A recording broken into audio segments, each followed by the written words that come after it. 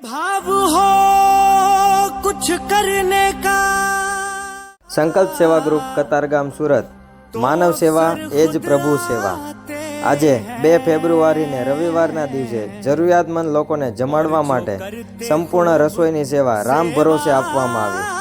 આજની સેવાનો લાભ લેનાર તથા સેવામાં સહભાગી થનાર તમામનો સંકલ્પ સેવા ગ્રુપ તરફથી ખૂબ ખૂબ આભાર।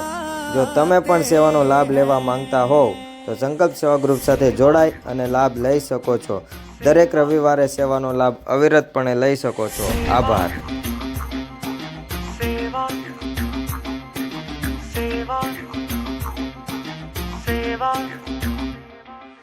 सेवा एक नेक कर्म है, सेवा हम सब का धर्म है। सेवा बड़े शान से करिए, सेवा कर्मों में परम है। सेवा एक नेक कर्म है, हम सब का धर्म है।